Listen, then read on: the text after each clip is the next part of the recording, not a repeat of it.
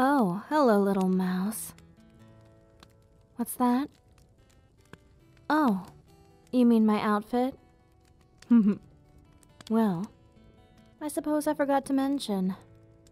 Tonight marks the beginning of the Samhain festival. This is my guising outfit for this year's festival. I normally have quite the charade here at the castle, but since it's just the two of us this year, I suppose that it will be left for the two of us to celebrate.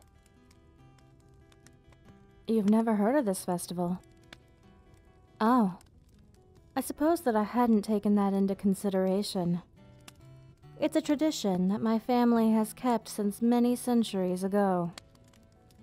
I'd forgotten that it wasn't native to this area or its surrounding villages, so it makes sense that you wouldn't know anything about it. Well then, no worries.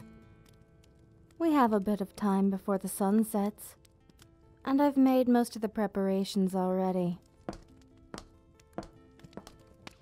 Come, rest your head on my lap and I'll gladly explain as much as I can to prepare you. There we are. Alright. Samhain is one of the 4 main festivals of the Gaelic calendar, marking the end of the harvest and the beginning of winter.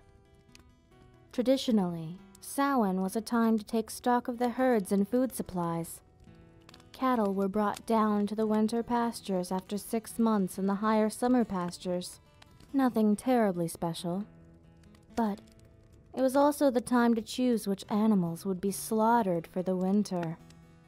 This custom is still observed by many who farm and raise livestock.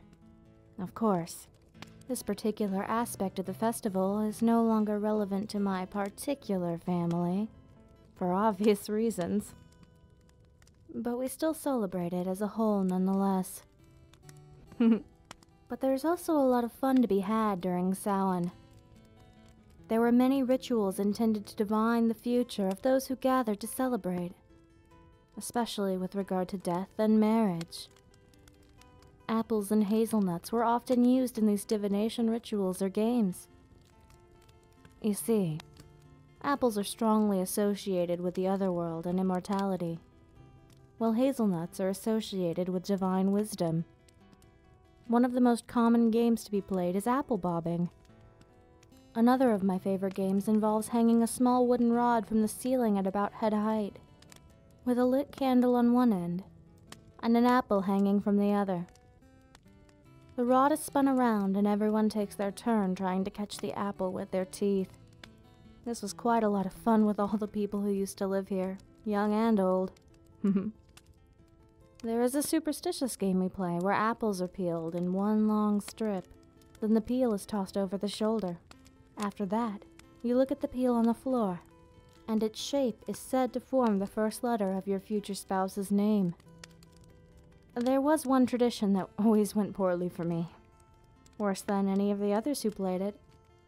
To play, 2 hazelnuts were roasted near a fire, one named for the person roasting them, and the other for the person that they desired.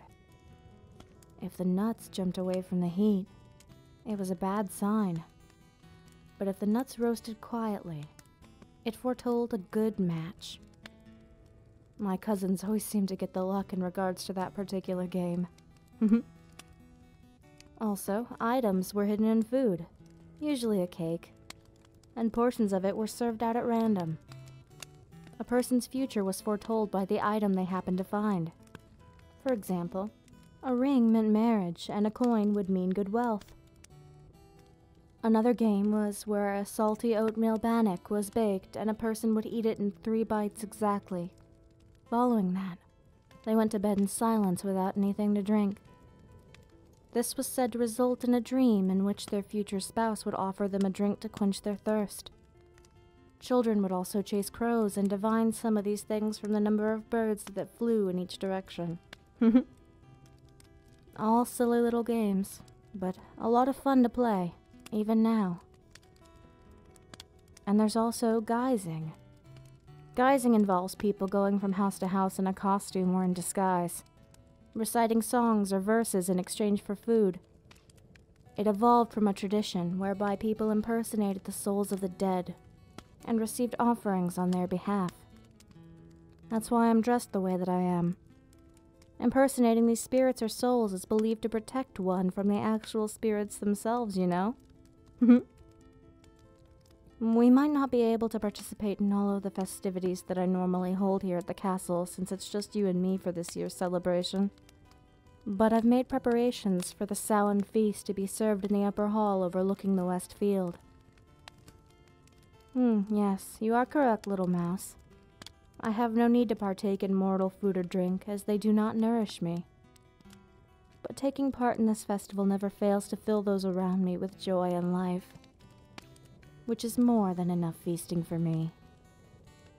Now, if you'll excuse me, I have to get a few more things in order before the sun sets. I'll see you tonight in the upper hall so that our little personal feast can begin.